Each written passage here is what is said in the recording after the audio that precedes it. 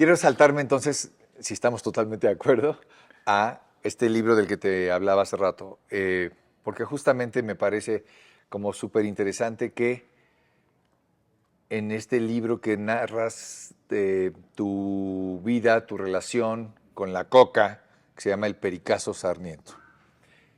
Háblame un poco de cómo, hablábamos hace rato de cómo La Mancha te lleva a la relación con la literatura.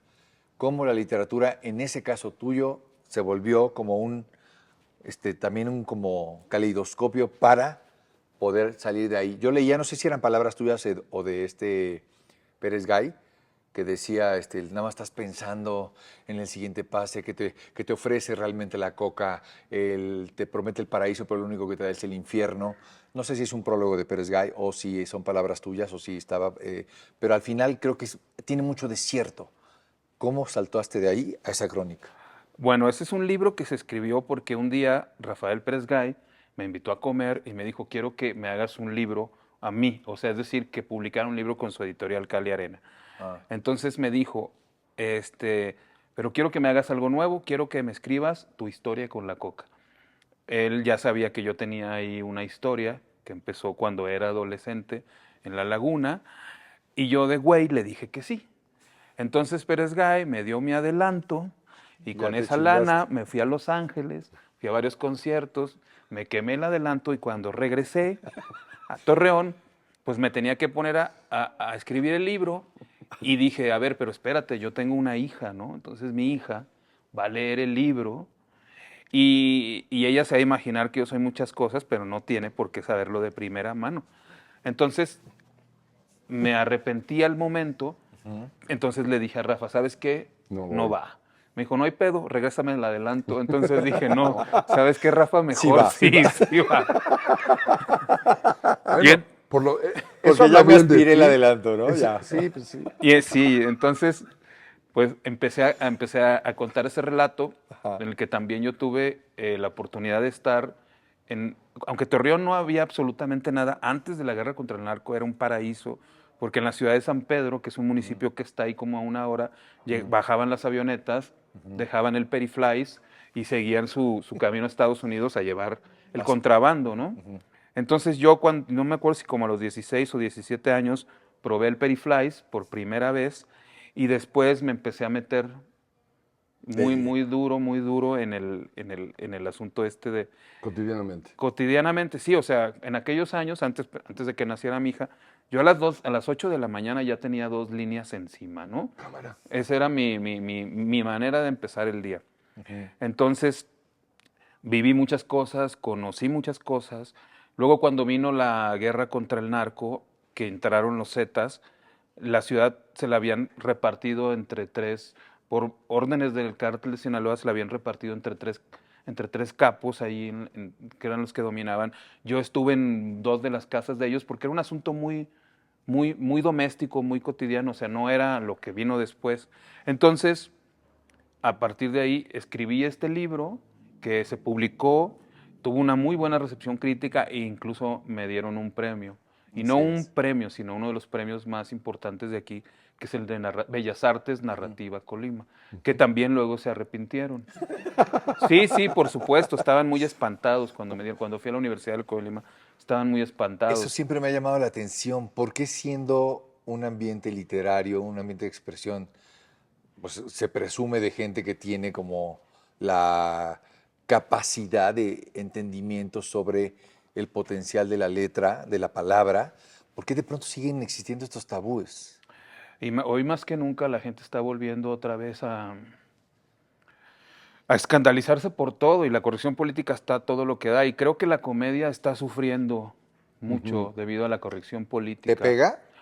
En alguna medida yo creo que sí me debe de pegar. No sé hasta qué escala, pero por ejemplo, en mis libros siempre hay un cuento de gordos. Sí, muchos hay cuentos de travestis. Entonces siempre hay un escarnio Ajá. incesante, hay un humor muy ácido, hay un humor muy negro. Y como lo decía Rodrigo, hay veces que la gente no quiere escuchar esas cosas y seguramente perderé lectores, pero por otro lado también Vas gano a ganar otros, lectores claro. que dicen, bueno, yo ya estoy harto de la novela que pasa en La Condesa y que bla, bla, bla. Entonces quiero leer algo que pase fuera de... Y a lo mejor quiero leer algo que sí pase, ¿no? Claro. Porque lo otro a lo mejor vive en una burbuja que pasará en alguna que otra familia o en alguno que Sí. otro personaje, pero lo que sí pasa es esto. Eso sí pasa allá afuera. Claro. Y a Sí. veces la realidad supera por mucho a la ficción. Yo creo ¿no? que siempre, sí.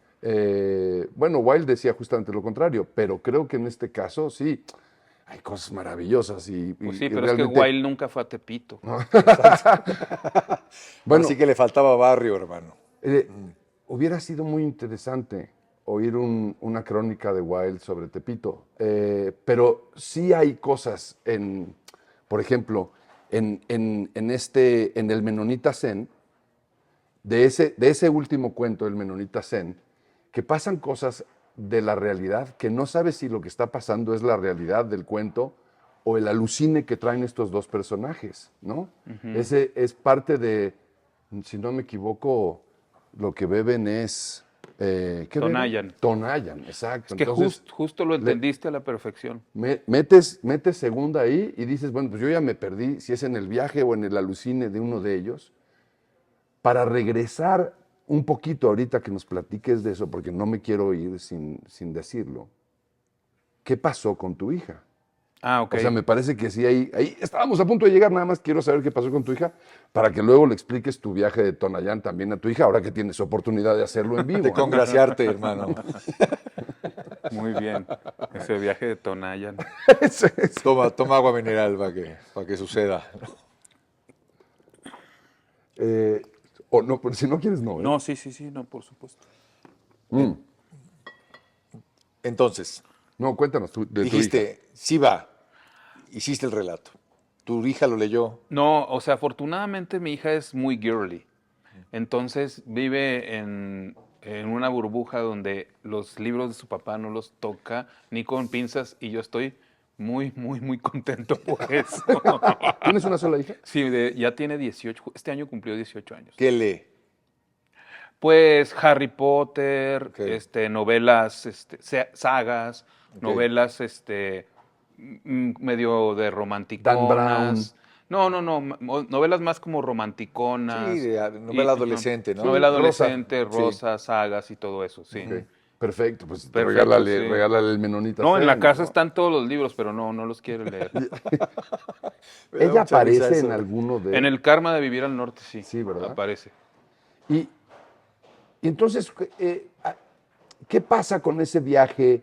¿Qué pasa con ese momento en donde la literatura empieza a convertirse en el propio relato de tu vida? Bueno, yo tengo dos registros. Que es el de la ficción, en el que todo lo que pasa, o casi el 90%, es producto de mi imaginación. Yo creo que una de las virtudes más bien una de las cosas más chingonas de ser escritor, es que puedes poner en práctica tu imaginación, ¿no? Entonces hay que inventar historias, tienes que a partir de personajes o de cosas que ves en la calle, tienes que inventar la historia completa, porque muchas veces la anécdota no te alcanza.